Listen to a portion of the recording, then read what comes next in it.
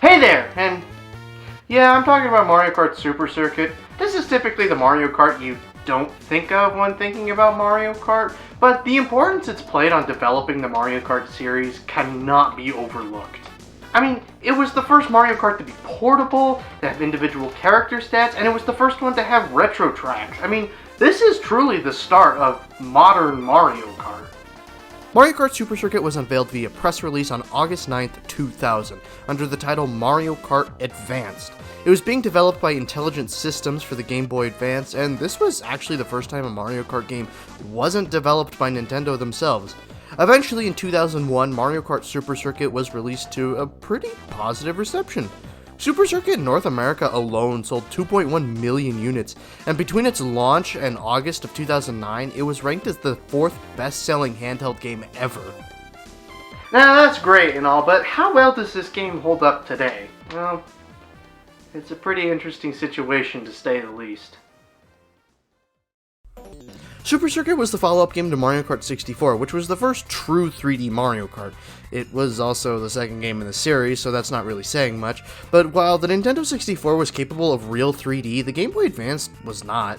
The Advance was a lot like the Super Nintendo, and where it had to make some extreme compromises in order to do 3D. So in order to make Mario Kart, the game was going to have to play a lot like Super Mario Kart. In the end, Super Circuit ended up having the control style of Super Mario Kart and the visual and mechanical upgrades of Mario Kart 64.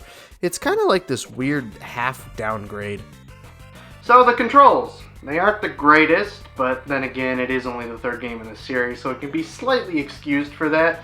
But what about the rest of the game? How well does it hold up? Well, I'm gonna boot it up and find out.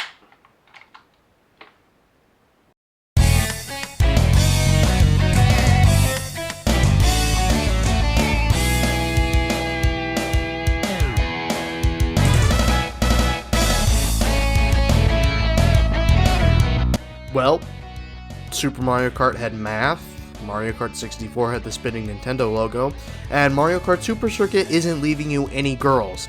This is such a cool intro.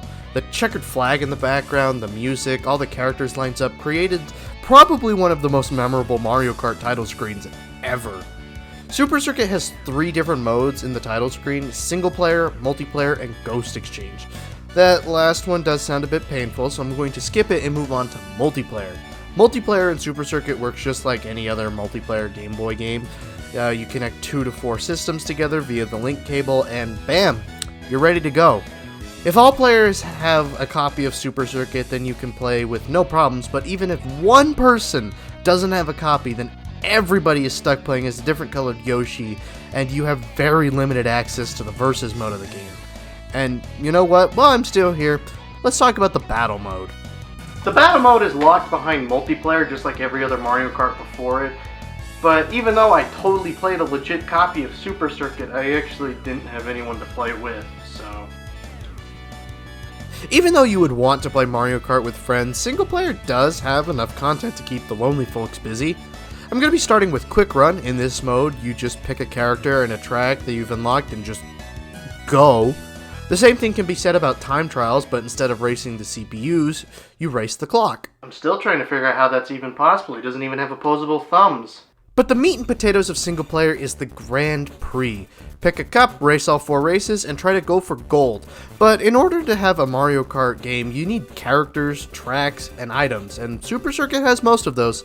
Starting with characters, you got your pretty standard Mario, Luigi, Peach, Yoshi, Bowser, Wario, The Reason God Stays in Heaven, Toad, and a random option represented by the game's item box. I'd love to see the item box be a playable character in Mario Kart someday. Whoa! Man, Nintendo's really behind the competition. Alright, let's talk about tracks. Super Circuit has 20 original tracks and 20 retro tracks. Not only is this the first time we saw retro tracks, but this is also the most tracks that Mario Kart would see until Mario Kart 8 on the Wii U. Now, all of the retro tracks are just the Super Mario Kart tracks, which last time I checked there wasn't much variety in Super Mario Kart's tracks outside of Rainbow Road, so I'll just skip them and move on to the original 20 tracks. Starting with the Mushroom Cup, we have Peach Circuit. This is just your generic starter track to teach you the ropes and nothing more. Not exciting, but it does its job. Next is Shy Guy Beach. Well, it's a beach. And there are Shy Guys. Yeah, checks all the boxes. Riverside Park is next, and this one is just okay. I prefer this track to a lot of other courses in this game, especially its sequel course, but it's nothing I jump at the opportunity to play. Last in the Mushroom Cup is Bowser Castle 1. The only thing of significance that this track does is show up again in Mario Kart 7. Moving on to the Flower Cup, we got Mario Circuit. This is just Peach Circuit with a penis. Next is Cheese Land. I'm not super crazy about this track, but I am extremely pissed that in the Mario Kart 8 version of this track, Nintendo removed the rats. Where are the rats, Nintendo? Next is Boo Boardwalk. No. Yeah, I don't like this track. It's narrow and it has a lot of places to fall off or through the track, which in a game where the controls are equivalent to rolling a marble around in a bowl, it's not a fun time. But next is Bowser Castle 2. The only thing of significance that this track has done is show up again in Mario Kart DS.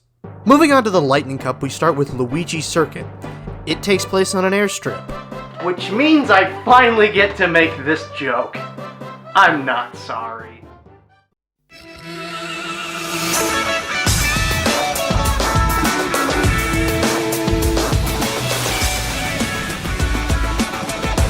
Tonight on Mario Kart, Wario attempts to drift. Luigi hops over a puddle, each attempts to destroy nature. And Mario finishes in first.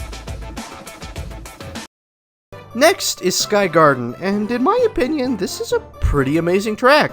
The whole idea of a cloud-themed track seemed like a no-brainer for Mario Kart, but as of this day, there are only 2 cloud-themed courses. Anyway, moving on to Cheep Cheep Island. This is in the same boat as Riverside Park, in where I think it's fine, but it's not exciting to get in. But a track that is exciting to get is Sunset Wilds. This is, hands down, the best desert-themed track in all of Mario Kart. And anyone who disagrees, I will fight them to the death. And I will win. I mean, there's so much to love about this track. There's great music, Indian Shy Guys, dinosaur tracks for some reason, and to top it all off, each lap lowers the sun, hence the name Sunset Wilds. I really hope this track makes it into the Mario Kart 8 booster pack. Now, starting off the Star Cup, we got Snow Circuit. Up to this point in time, Mario Kart hasn't had the best snow-themed tracks. I mean, Vanilla Lake is... Frappe Snowland is dreadful, and Sherbet Island is whatever. And somehow, the track named Snow Circuit is somehow the best snow-themed track out of all the Mario Kart games I've looked at so far. And then there's Ribbon Road. Yeah, this track needed the facelift that I got in Mario Kart 8. Next is Yoshi Desert. It's a fine desert-themed course, but it's not as good as Sunset Wilds in my opinion. But ending off the Star Cup is Bowser Castle 3. The only thing of significance this track has done is show up again in Mario Kart Wii. Now we move on to the Special Cup, the grand finale of any Mario Kart. So if this is the grand finale, then why are half the tracks in this cup any good? Lakeside Park is the sequel track to Riverside Park, and I would say that this track would be better if it wasn't for this single yellow ramp. If you hit this ramp, you are screwed. It will send you backwards on the track, and if you hit it, there's nothing you can do. Anyway, moving on to Broken Pier. No. Next is Bowser Castle 4, and the only thing of significance this track ever did was not reappear in any other Mario Kart. Yeah, this is the only GBA Bowser Castle that has yet to be remade, and it's kind of sad, honestly. But last but not least is Rainbow Road, and I really like this track. The music is bopping, and having almost the entire track surrounded by ramps makes cutting corners and outsmarting an opponent really satisfying. And that was Mario Kart Super Circuit. Honestly, not a bad game, but it's pretty easy to see why it's so overlooked compared to every other Mario Kart in the series. It's honestly just a super basic Mario Kart, which isn't a bad thing. Mario Kart DS is a super basic Mario Kart, and it's considered one of the best in the series. Despite launching with overwhelmingly positive reviews, Mario Kart Super Circuit just failed to leave a lasting impact.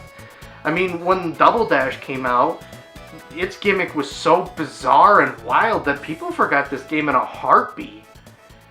But in the end, Super Circuit isn't a bad game, it's just okay, I guess. But it did have rats. That is something I've noticed every other Mario Kart's been missing.